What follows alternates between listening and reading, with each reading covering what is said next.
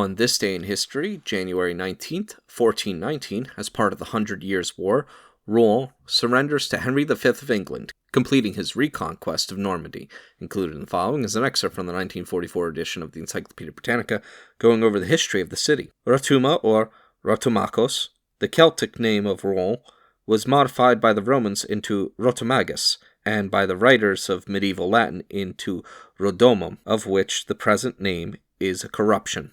Under Caesar and the early emperors, the town was the capital of the Veliocassus, and it did not attain to any eminence till it was made the center of Logdonesus Secunda at the close of the 3rd century, and a little later the seat of an archbishop.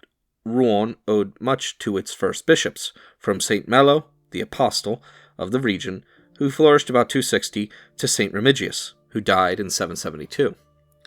Under Louis la Debonair and his successors, the Normans several times sacked the city, but under the Treaty of St. Clair-sur-Epte in 912, Rouen became the capital of Normandy and the principal residence of the dukes. In 1087, William the Conqueror, mortally wounded at Mantes, died at Rouen. The succeeding Norman kings of England tended to neglect Rouen in favor of Caen, and afterwards of Poitiers, Le Mans, and Angers.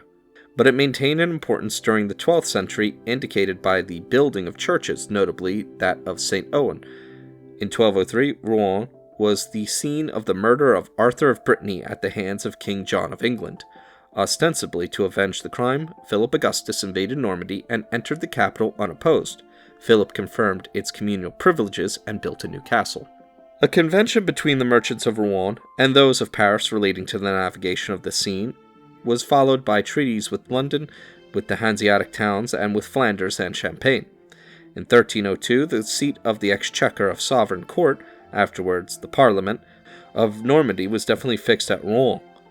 A stubborn resistance was offered to Henry V of England, who, after a long siege, occupied the town in 1419. The prosperity of Rouen continued under the English domination. In 1431, Joan of Arc was tried and burned in the city.